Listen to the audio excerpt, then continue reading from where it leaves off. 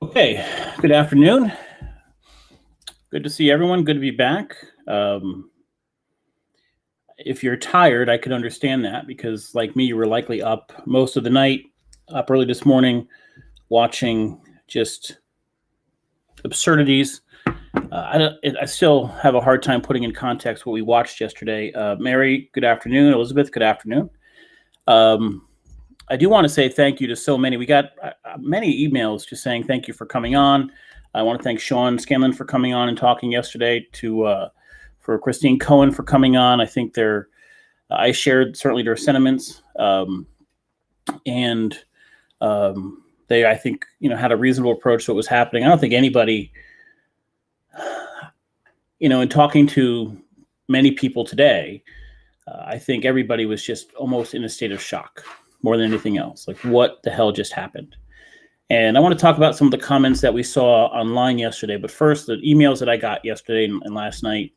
Thank you. I didn't try to be like a comforting voice. I know people say at 4:00 I come on, there's some kind of sense of comfort to that. But if it helps to have this conversation every day, if it helps to get through those difficult things, if I could be a part of that, I'm grateful.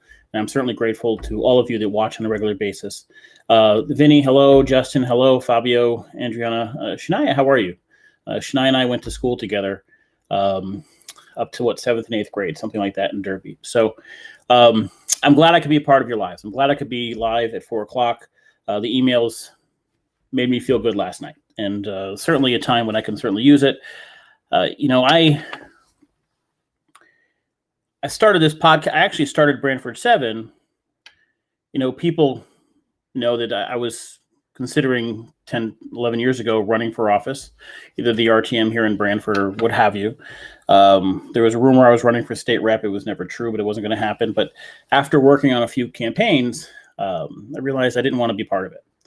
I didn't see why I'd want to demonize another side just because they were another party. It made no sense to me. I also realized, too, that, I have certain political leanings, ideas, what have you, but the reasons why I registered a Democrat are not really valid reasons when it comes to local issues. So I registered a Democrat based on military spending and abortion rights and all these other things that have national implications. But on a local level, where it comes to, what roads get paved and does a school get built, that ideology didn't really play a role. And so, again, to Kim and Jeff Lett, good afternoon. So, soon after I started Brandford 7, I wrote a few articles, and one of the articles I wrote was called, it was very critical of the Democrats in Brandford. And at the time, the first selectman was Uncta Ross, and he was doing some things that I considered wrong. I think anybody would consider wrong, with the exception of a small group of Democrats that followed him. And the title of the article was something along the lines of the Nixon Democrats. And it was making use of Nixon's quote that if the president does something, it's not illegal. And this idea that if our party acts a certain way and I'm a member of that party, then therefore it's right. And I'm going to follow it and I'm going to listen to it. And as I've covered news, I realize that politics is dominated by people who think that way, who think in terms of teams. The Democrats are right or the Republicans are right. But what I also realized over time was, as I looked at our readers and I was writing more articles, that I was trying to be moderate and look at things honestly, and I didn't really take a side politically, that if I wrote one thing that was critical of Republicans, Democrats went crazy. If I wrote one thing that was critical of Democrats, Republicans went crazy. But it was a small group. It wasn't the 28,000 people in Brandford or the 22,000 people in Guilford that went crazy. It was a very small group on each side. And so I came to a realization that, in general, when you take away the 10% of the people on the far left and the 10% of people on the right, you have this group of people left, 80% of the population, and it's a general number, who don't give a shit about the extremes. They care about their lives. They care about putting food on the table. They care about their kids getting a good education. They care about, being fair and honest, and they don't care about loyalty to a political party. They have more loyalty to the New York Giants or the Yankees or the Knicks than any political party. And so when we watch what happened yesterday, there's a need for some political groups to jump on it and say, oh, we told you this about Trump. Oh my God, what about, how come they're not going after Black Lives Matter the same way they went after the same? And were you just as mad? But when you take away the crap, the crazies on the left and the right, when you take that reaction away, you're left with the rest of us who just watched the TV yesterday in stunned disbelief. Our capital, the capital of our country, the symbol of democracy, not just here, but around the world, was under attack. It made no sense. There's nothing I can possibly say to put what happened yesterday in context. And it's going to be one of those days where you're going to say, where the hell was I when that first happened? And all the conversations we have, I do the best I can to try to look at things in its own bubble first, and then in a general term. So people either love or hate Trump. But on this podcast, when I'm on camera, when we discuss Trump, we discuss the individual actions. And so there's times I've defended him. The China trade war, I've defended him. I don't think he had much of a plan, but it was a war that had to be undertaken. There was certain, and it still has to be. There were some things on immigration he did that were right. The way he went about it may not have been, but were right. There were things that were ridiculous and awful. There were things in General Obama did that were right. There were things that Obama did I didn't agree with. But we didn't take a stance of, I hate Trump, so therefore everything he says and does I hate. We never took a stance of, we love Obama, so therefore everything he does and says I love. That's the rest of us. That's the 80% of us. And it's so necessary now more than ever when we go through what we saw yesterday, that if you're in that 80%, if you are a logical person who has not pledged lifelong loyalty to one political party, but instead says, I'm going to look at things individually, I'm going to analyze facts, I'm going to make informed decisions, then you now more than ever have to reject the shit from the left and the right. And we're seeing it. I have flipped through channels going from CNN to MSNBC to Fox News, and I'm watching the spin after spin after spin. And I'm saying to myself, is there a national voice for the rest? Is there a national voice for the 80% that don't want this crap? Well, I don't know that there is. And so more than ever, right now is a time that we have to say, I'm not going to participate in that social media garbage. I'm not going to participate in the false equivalencies. Oh my God, where were you when Black Lives Matter was rallying? They're not the same thing. Rallying in the streets of Portland versus attacking the Capitol, not the same thing, not equivalent. Nothing compares to what we saw yesterday. Nothing. And so there's no real way to put that in context. But there is a way for us as individuals to say, I'm not going to fall into what political parties now want me to fall into. Because we have to remember one overwhelming fact about political parties. They're marketers. Behind every politician are teams of people that are asking themselves, how do I get the public to act a certain way? To get emotionally charged up over something? How do I get them to vote a certain way? How do I get them to fight with their neighbors and their friends on social media? At the end of the day, the question becomes, do we want to be a part of that? The same mentality that tries to get you to buy a box of Frosted Flakes instead of Fruit Loops. I don't know if they still make Fruit Loops. That marketing mentality is what people sit around the room saying, how do we get these people fired up? How do we get them to pick one side over the other? What meme could we put out there to get them fired up and emotional and not thinking straight? Am I on any other platforms in Facebook? Atticus News is not on video, though, no. I'm just answering a question. And so I spent much of last night thinking to myself, what is the response to this? And I looked at Joe Biden's response. And this speech wasn't phenomenal. But he got up today and he started making appointments. He moved on with his life. He put Merrick Garland up, which is just brilliant, just phenomenal, for Attorney General. If you remember, Merrick Garland is the one Obama put up and Mitch McConnell would not hear for the Supreme Court. And I actually thought to myself, the best thing to do is just move on with your life. Biden is moving on with running the country. Whether you like him or not, he's doing what a president-elect should do. He gave a speech, and he went back to his appointments and moving the country in whatever direction the voters have decided.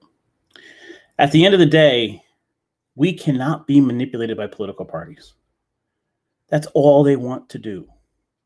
Democrats want you to think Republicans are evil. Republicans want you to think Democrats are evil. Both are going to ruin the country, and it's awful, and it's terrible. And this all works. This nonsense works. This attack on the Capitol works if we fall into that bullshit. And it's the one thing we have to work hardest to avoid right now. Stay away from it. I will tell you that I'm reading Barack Obama's new book. And if you're looking for a sense of normalcy, and if you're Republican or Democrat, I read George Bush's book. I read Bill Clinton. By the way, it's the worst presidential book I ever read, Bill Clinton's book. Terrible. But if you're looking for a sense of normalcy, for me, normalcy is actually talking policy. Let's talk about, I love podcasts where I'm talking about affordable housing, because as much as I'm passionate about the topic, it's real policy. It's real stuff. I want to talk about sports betting. I want to talk about the state budget. I want to talk about the stimulus package. We want to talk about real policy that's going to happen, that's going to impact people's lives. And we're stuck with this crap.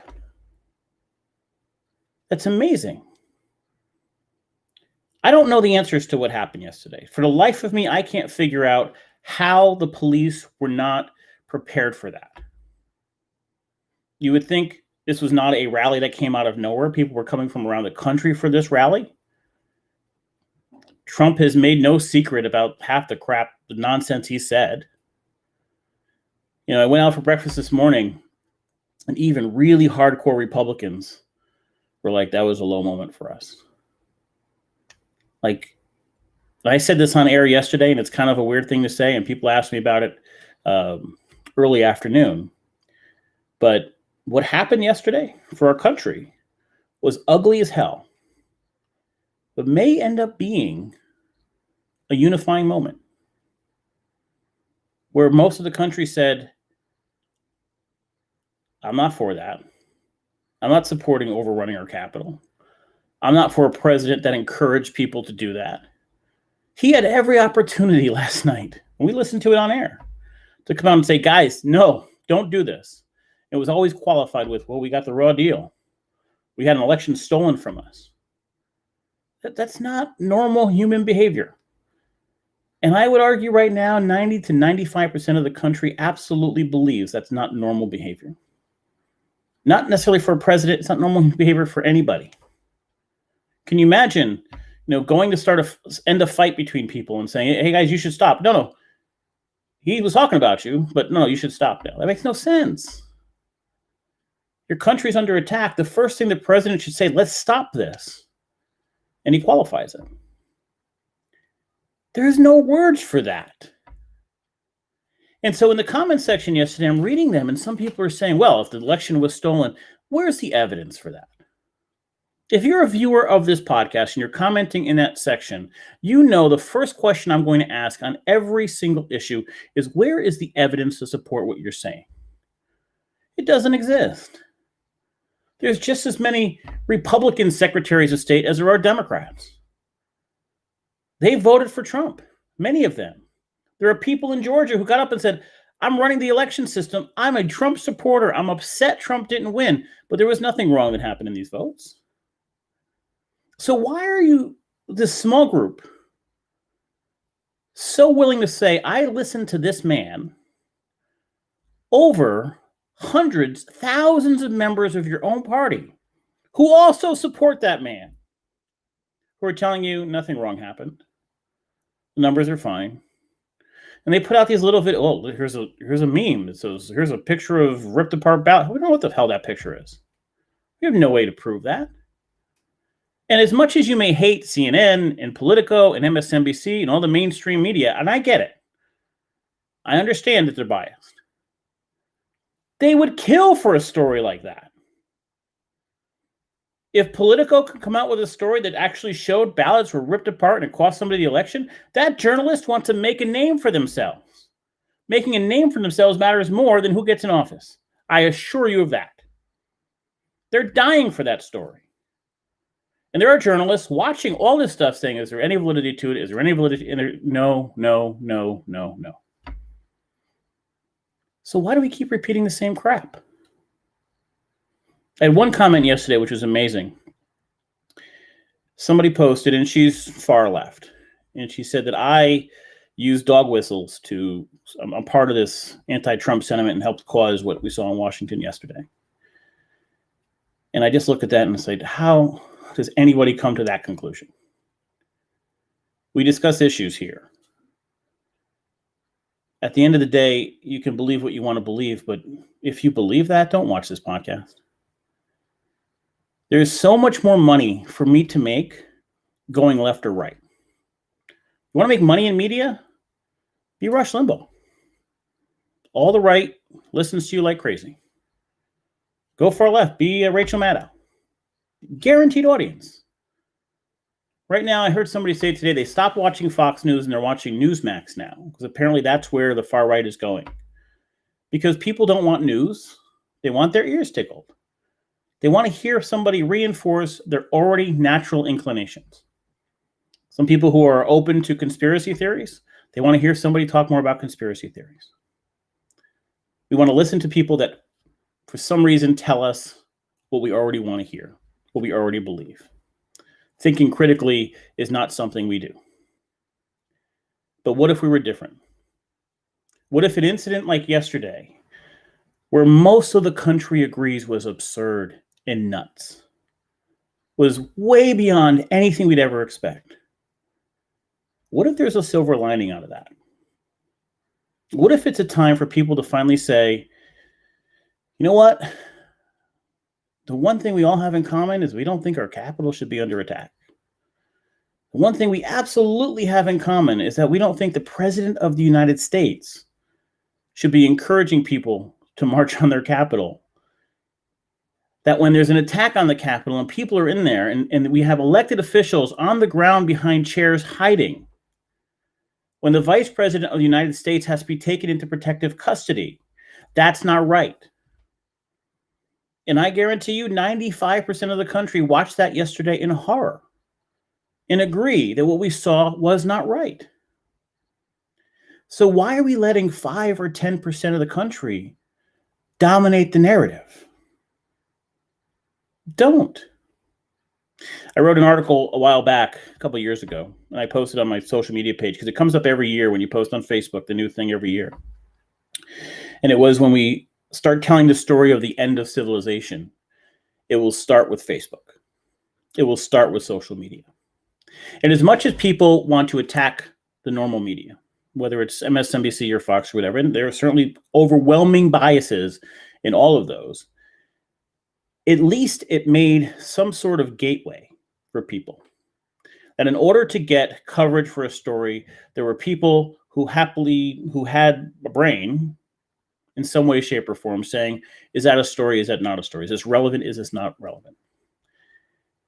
But with social media, no longer was there a gateway. There was no gatekeeper. And anybody can start anything.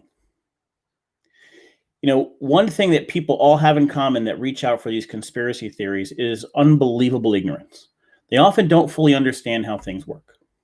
Remember those Schoolhouse Rock videos that were like how a thing becomes a law, or how no real comprehension of how all that stuff works.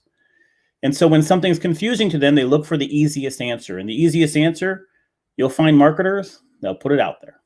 And it's a conspiracy, and this person's after you, and this thing has happened, and this QAnon, and 9/11 was an inside job, and all that shit. And we respond to that, and we gravitate to that. And there's groups of people. And then what happens is you have groups of like-minded people, and they begin growing. And they grow and grow and grow until they're a dominant force. And so I'm looking at, I did it, about a week ago, and I looked at the amount of memes, never mind what they're about, just the amount of memes, the amount of time every single meme, an issue that is a much greater issue, deserves to have a much longer conversation, is relegated to 5 or 6 words in a picture. And that's the world we're in. And it's absurd. So let's hope we're part of that 80 to 85% that watched yesterday and said, this is crazy. And I have more in common with that 80, 85% than any of the conspiracy theory nuts or the QAnon nuts. This morning I got up and I went to Hornet's Nest Deli, which I go to most mornings for breakfast. And a woman who is pretty Republican said to me, "Did you see that person from Antifa?" And I'm like, what are you talking about? Well, there was in a video, there was a person from Antifa. I said, "How did you know they were from Antifa?" Because I don't know. They were just from Antifa. Now, there's no evidence whatsoever people from Antifa were there. And Antifa is like a far left, over the top kind of group. There's no evidence whatsoever they were there. But that's what they wanted to believe. They didn't want to believe a Trump supporter could act that way, so they ran to Antifa. What the hell is going on? We caused this problem. This thinking caused this problem. And Mark Zuckerberg poured gas on it to allow those people of like mind to come together and form groups that are influential and crazy and respond to nonsense. And we have a president who has lost his mind. And Nancy Pelosi just said either the 25th Amendment, which Mike Pence has to step up, and the Joint Chiefs are going to have to step up, whatever the actual process is, or impeachment. I don't know if there's time for impeachment. He's been blocked on Twitter, blocked on Facebook. The President of the United States has been blocked on social media for putting out posts that incite the President of the United States of America. Can't keep his fingers off Twitter. We've heard this from a million Trump supporters, and I've even said it myself. It'd be a little different if he could just stay off Twitter. He couldn't do it. I used to complain because he's on Twitter because he would post about a stock and the stock would go in the wrong direction. I'd be pissed. This is crazy. Absolutely insane. I just got some of the comments here. Justin, I've never voted for anyone in my life, not even registered to vote. I'm not for the left or the right. I'm the USA and the people in it, but you do have to be bigger than what happened in DC. That's true. I agree. Politics is the new WWE. I'm not so sure about that. Listen, here's the deal with politics. The WWE you can watch or not watch, but it has no impact on your life. Politics has become crazy. It is marketing. It is two competing marketing firms. That's all it is. That's what politics is. But those marketing firms have real life impacts. And so, yeah, if somebody markets us Frosted Flakes and we realize that's just sugar, I don't want to eat that, we can decide to stay away from it. But politics, you can't just stay away from. You're stuck with it. This is our system. The rights that you have, the money you make, the security you have in your home, your lifestyle, the social issues, all come up with this crazy, crazy system right now. And I'd like to think that everyone is like Sean Scanlon, like we had on yesterday, or everyone's like Jamie Cosgrove, the first selectman of Brantford, where they just care about what they're after. Sean told you he doesn't post about Trump. And I can attest that he doesn't. He has actively avoided posting about that crap. Jamie Cosgrove, you never see him. They're focused on their town and their districts. And that's good. That's what we want. That's what we expect a politician to be. But once you get to that higher level, you have to play this game. Chris Murphy used to be one of the best, as far as I'm concerned, when he first was elected. He wrote some of the best articles on foreign policy. I loved, they were in the weeds, detailed, great. In the last 2 years, he's become part of this system of awful posts, constantly bashing everybody else. It was crazy. That's what they become. Good people become this because they have to play this ridiculous game. But this ridiculous game impacts our lives. So you end up with this catch-22. I don't want to be a part of it. It's ugly and disgusting and dishonest. But it impacts our life. Our future is dependent on being part of this awful, awful game. It's amazing when we think about it. And what is Moscow and Beijing and European allies thinking? Listen, we talked about this yesterday on the podcast. It's not just what Americans were seeing. What is the world seeing? The peaceful transfer of power is what we are. That no matter how ugly that game got, no matter how many insults we yelled at each other, no matter how disgusting the elections got, or how many awful things happened, that we honor that election system. And we said to ourselves, okay, the people have spoken, we move on. It's amazing how Trump lost the popular vote 4 years ago, but at no point ever said it was crazy or rigged. I mean, he won. I didn't see Hillary yelling and screaming about it. She conceded, moved on. Trump is just yelling crazy nonsense over and over and over. And yesterday, from most of the country, he went way, way, way too far. And he embarrassed the hell out of us and the hell out of every single American on a world stage. It will be interesting to see what the repercussions. Now, once he's gone, maybe that goes away. But it will be interesting to watch what happens. Andrea, it's crazy. Right, heard this morning the 25th would take 8 days. Yeah, at that point, there's no point. Kim, they were showing a picture of a guy with horns saying it was Antifa. Very easy to search, showed he was Q. Yeah, I saw that there was QAnon. I'm not fully aware of what this QAnon thing is. Some kind of everybody's in Washington's a pedophile or something like that, but it's something nonsense. Is it true Trump locked out Pence? Trump denied Pence's chief of staff from going into the West Wing. We got a baby here. Just an absolute baby. And the question is, okay, so do you force him out? That's going to take some time. His biggest platform has been taken away in Twitter and Facebook.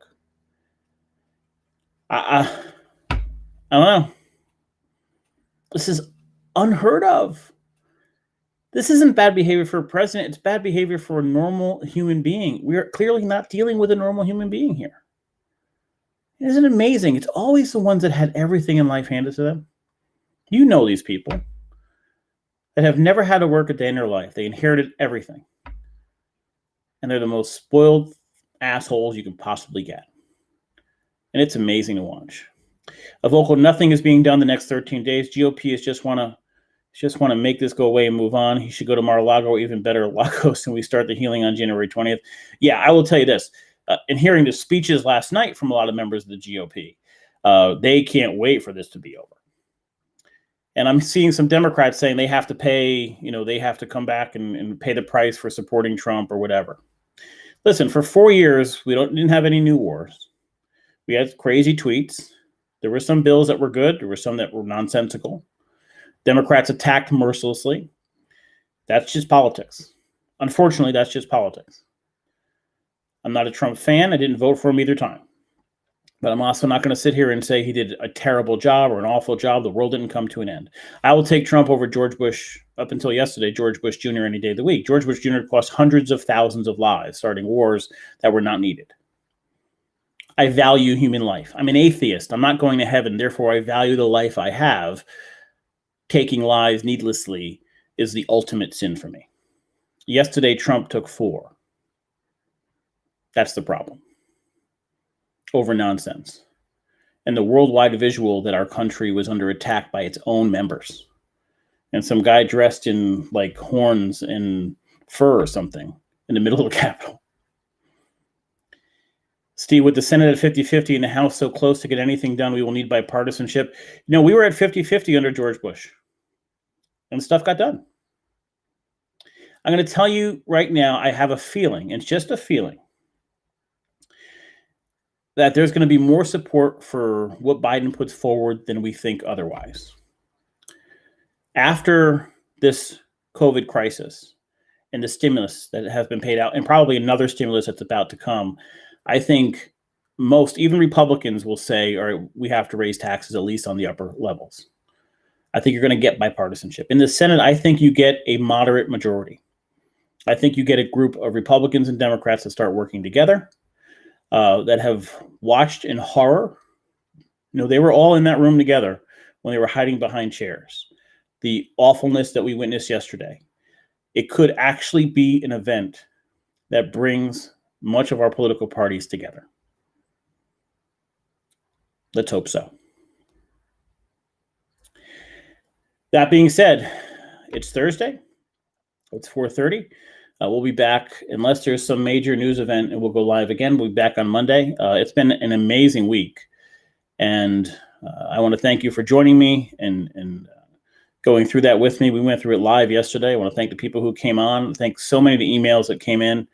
I literally got texts that said, "Are you okay?" from numbers I'd never seen before. That means a lot. Yes, I'm okay.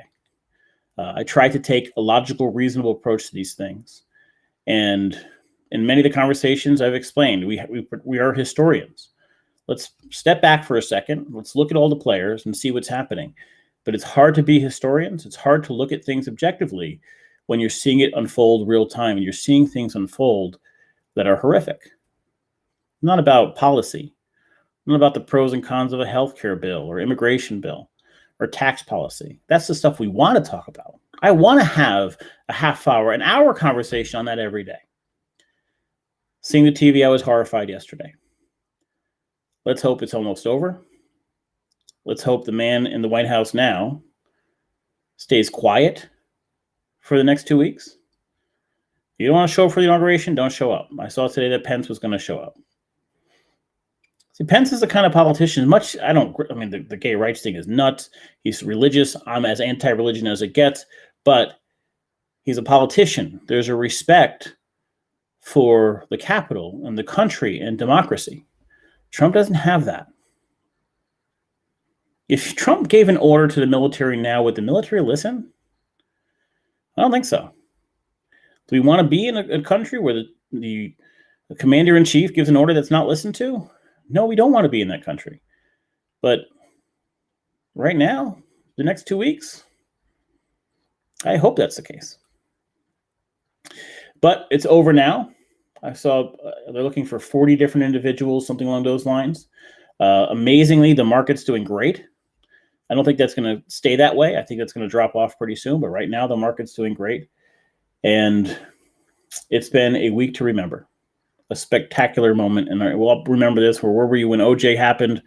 Some big events. Where was I when the Challenger exploded? Those types of things. I'm a little young for JFK, but I get it. And yeah, the Christmas tree does have to come down. I will take that down at some point this weekend. Guys, thanks for all the support. I really appreciate it. It means a lot. Unless something major happens, I'll be back on Monday at 4 o'clock. And I hope you all have a great and very, very safe weekend. Have a great night.